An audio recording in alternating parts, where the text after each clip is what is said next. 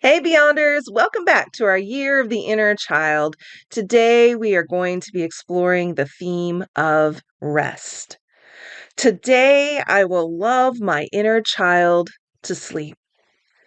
Tonight, as my head rests on my pillow, I want to let go of the affairs of today. Yet my mind is so busy and my body so tight that I cannot relax. Memories of a child listening to screaming arguments flood my mind. I see a little boy who lay in bed churning thoughts over and over in a desperate attempt to make sense of the craziness. The 5-year-old inside me remains on mental alert, so he will not be harmed. This evening, when I go to bed, I will cradle my inner child in my thoughts. I will surround him, her, them with a white protective light and provide them with the safety that they so desperately crave and need.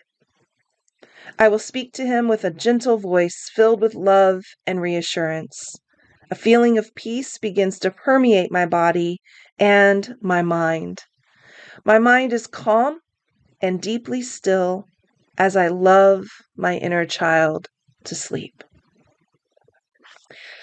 Yeah, I can't tell you in the years that I've been doing this work since 2007, how often the topic of learning how to rest, like having to learn it, really comes up with my clients, and certainly addressing so many sleep disorders, because we know that trauma really does a number on the nervous system, and so our nervous system can be all flip-flopped and upside down, and so it's activated and on when we want to be sleeping, and it's frozen and shut down when we need to be active. And so a lot of the work that I do with my clients is getting that regulation in place so that sleep patterns can start to even out. A lot of it also is the place in learning how to rest. When we've grown up in chaos, when we've grown up in constant anticipation of pain or having to be on high alert and wondering when the next thing's going to happen that's going to hurt us, then slowing down and taking a break is not a part of our MO.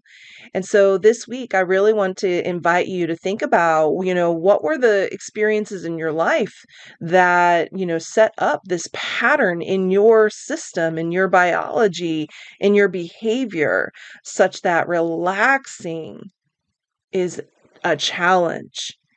And then begin to experiment with what it would be like to bring in rest and peacefulness. I love this invitation to think about safety. So many of my clients experienced abuse at night in bed. And so reclaiming spaces through safety practices, that's everything from walking around the room and putting your hand on every single object and like, this is my home, I am safe, to I've had clients create little booby traps that gave them peace of mind. This idea that if anyone comes through that door, I'm going to hear it. And it's a way again of like nurturing. Think about like when you have a child who's scared, like has had a nightmare, or thinks there's a monster in the closet. You don't just, well, in healthy parenting, say, get over it. What's your problem? Deal with it already. No, you can use imagination and all kinds of things to kind of nurture that child and make them feel at peace and safe and comfortable to go to sleep. So we can do that as adults as well. The magic doesn't stop happening just because you're grown.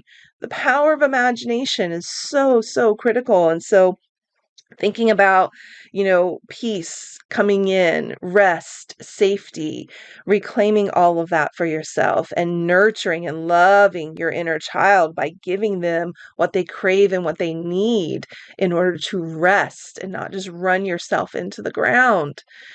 So take some time, find the peace, rest. And as always, if you need some support and healing from trauma so that you can get to a place of rest and clear up those sleep challenges, I'm here. Reach out.